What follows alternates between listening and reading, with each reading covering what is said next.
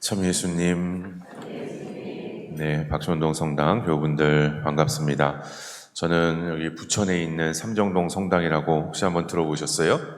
네, 삼정동 성당에 있는 남재현 신부이고, 오늘 우리 주임 신부님 이용일 토마스 신부님께서 저희 성당에서 기도의 벽 홍보와 돼지갈비 판매 뭐 이런 것들을 하고 계시기 때문에, 또 저희 삼정동 성당이 이용일 신부님이 20년 전에 처음 주임 신부를 나가실 때 주보 보니까는 얼마 안 있다 은경축 이렇게 행사를 하는 것 같던데, 아무튼 그때 첫 주임 신부로 이렇게 계셨던 곳이 또 삼정동 성당이고, 그래서 신부님 편하게 이렇게 홍보 활동하시고 미사 신자들과 함께 미사 봉헌하시라고 제가 이렇게 오늘 여기로 피난을 이렇게 왔습니다. 네, 오늘 우리는 지극히 거룩하신 그리스도의 성체 성혈 대축일을 지내고 있습니다. 우리가 매일 미사, 매일 봉헌하는 미사 안에서 이 성체와 성혈의 신비를 이렇게 잘 우리가 받아 모시고 있기 때문에 어려운 축일은 아니라고 생각을 합니다.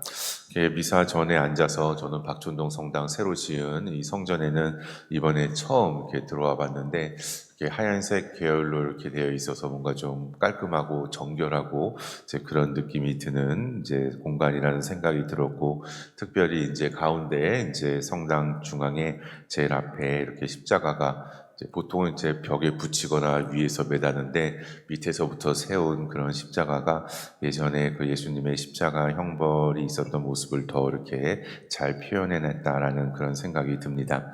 매일 이런 십자가를 보면서 우리에게 당신의 생명을 온전히 내어주신 그리스도의 사랑을 기억하고 있듯이, 이 바로 그리스도의 성체 성혈은 주님께서 최후의 만찬, 제자들에게 이것은 내 몸이다, 이것은 내 피다라고 하시면서 성체성사를 세우신 예수님의 뜻을 기념하고, 또 우리가 미사 안에서 빵과 포도주가 그리스도의 몸과 피로 변화함으로써 우리 가운데 현존하는 신비를 묵상하게 합니다. 오늘 복음에서 예수님께서는 매우 파격적인 말씀을 하십니다. 나는 하늘에서 내려온 살아있는 빵이다. 누구든지 이 빵을 먹으면 영원히 살 것이다. 그러면서 내가 줄 빵은 세상에 생명을 주는 나의 살이다 라고 말씀을 하십니다. 이 말씀은 사람들을 당황스럽게 만듭니다. 저 사람이 어떻게 자기 살을 우리에게 줄 수 있단 말인가 하면서 말다툼이 벌어졌다고 오늘 복음은 이야기를 하시죠. 그런데 예수님께서는 이런 당신의 말씀을 완화하거나 아니면은 이것이 비유다라고 이렇게 비유로 돌리지 않으십니다. 오히려 더욱 분명하고 단호하게 말씀하십니다.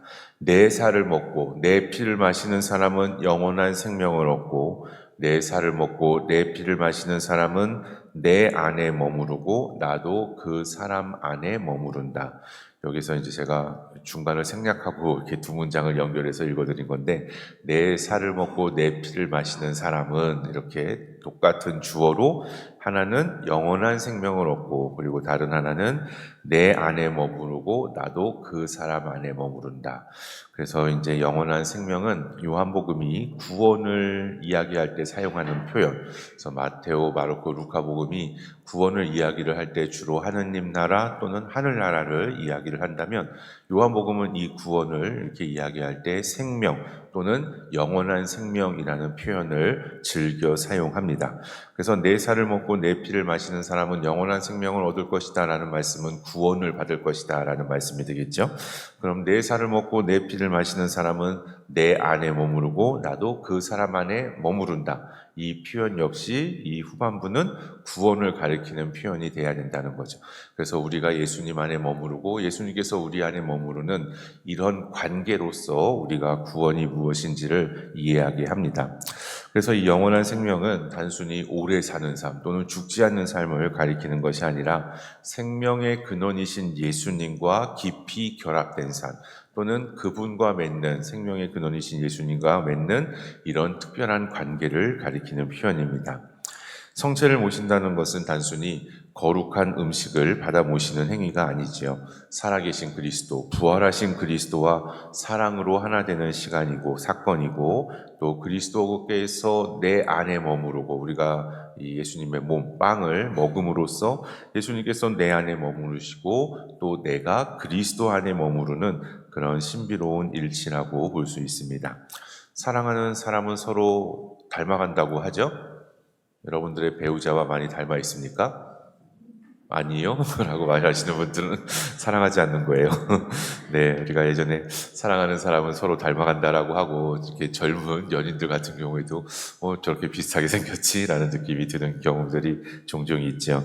그래서 오랜 세월 함께 살아온 부부의 표정과 말투가 서로 닮아가고, 또 자녀들이 부모의 마음과 부모의 습관을 닮아가듯이 우리도 사실 날마다 성체를 모시면서 조금씩 예수님을 닮아가야 합니다.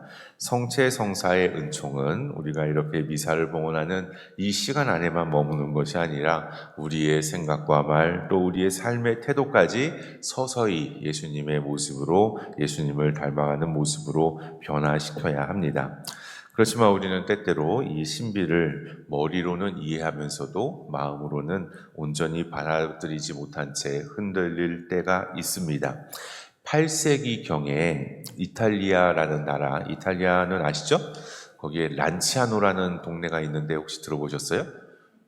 들어보신 분들이 계시네. 이탈리아에 란치아노라고 불리는 동네가 있는데 8세기경에 이탈리아 란치아노에서 있었던 이제 성체 기적 이야기는 바로 이런 인간의 연약한 믿음과 연결되어 있습니다. 그래서 전해지는 이야기에 따르면 그 당시 거기에 이제 수도원 신부님이 계셨었는데 그 신부님이 미사를 봉헌할 때마다 과연 이 빵과 포도주가 정말 그리스도의 몸과 피가 되는 것인가라는 그런 의심을 품고 있었다고 해요. 그런데 어느 날 미사에서 이는 내 몸이다, 이는 내 피다 이런 어떤 그 성 변화의 기도, 우리 미사 때 하는 그 성 변화의 기도를 바치는 순간에 제대 위의 빵이 실제로 살로, 그리고 포도주가 실제 피로 변화되었습니다. 그래서 오늘날까지도 전해지는 그 성체와 성혈은 이제 현대 과학 조사를 통해서 그 살은 인간의 심장 근육으로 그렇게 판별이 되었고, 그리고 혈액 역시 인간의 혈액으로서 이제 그 란치아노에서 일어났던 혈액형은 AB형으로 그렇게 판명이 되었어요. 저는 이제 개인적으로 두 차례 그곳을 이렇게 방문할 기회가 있었는데, 처음에 방문을 했을 때는 그때가 1999년이었는데, 그냥 신기하다. 이런 일이 있구나. 이 정도로 이렇게 생각을 했었어요.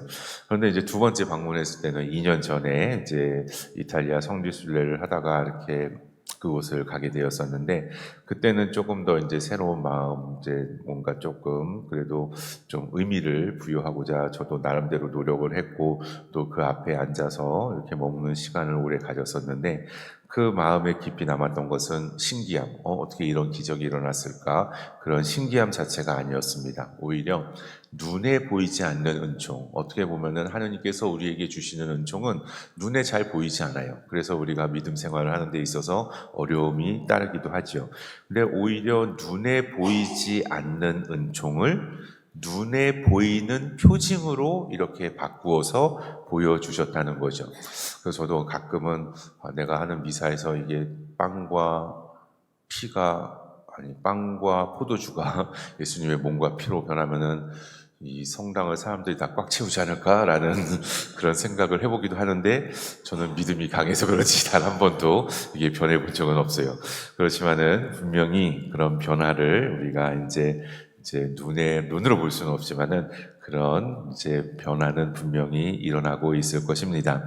그래서 의심하는 인간을 이제 예수님께서 어떤 이렇게 눈에 보이지 않는 은총을 보일 수 있도록 그렇게 믿음으로 이끄시는 그 기적의 의미를 생각하면서 우리의 약한 믿음을 붙들어 주시는 그런 주님의 사랑을 그때 두 번째 방문에서 묵상할 수가 있었습니다. 의심하는 인간을 포기하지 않으시고 다가오시는 하느님의 자비와 배려가 그 안에 담겨 있었습니다. 그러나 사실 이 란치아노의 기적보다 더 커다란 기적은 매일의 미사 안에서 이루어집니다. 우주를 창조하신 하느님, 이 커다란 우주를 창조하신 하느님께서 이 작고 평범한 이만한 그 형상, 빵의 형상 안에 당신 자신을 숨기신 채 우리에게 오신다는 사실, 이것이 바로 매일의 기적입니다. 하느님께서는 우리를 사랑하셨기에 인간이 되셨고, 또 끝까지 사랑하셨기에 이렇게 십자가에서 당신의 살과 피를 우리에게 남김없이 내어주셨습니다. 그래서 그리스도의 성체와 성혈의 신비는 결국 사랑이라는 한 단어로 요약됩니다. 우리가 성체를 모신다는 것은 내가 또 일주일을 살아갈 어떤 신비스러운 힘을 얻어가는 것이 아니라 우리를 위해서 당신을 내어주신, 온전히 내어주신 그 커다란 사랑을 내 안에 받아들이는 것입니다. 주님께서 당신 자신을 쪼개어 세상에 생명을 주셨듯이 우리도 이 미사 안에서만이 아니라 미사 밖으로 우리의 일상으로 나아가 누군가의 아픔을 어루만져 주고 누군가를 용서하고 기다려주고 기꺼이 자신을 내어줄 수 있어야 합니다. 성체를 모신다는 것은 그리스도의 사랑을 내 안에만 그렇게 간직하는 데서 그치지 않고 이 사랑이 나를 통해서, 예수님의 사랑이 나를 통해서 내가 만나는 이웃들에게 흘러갈 수 있도록 그렇게 노력해야 하는 것입니다.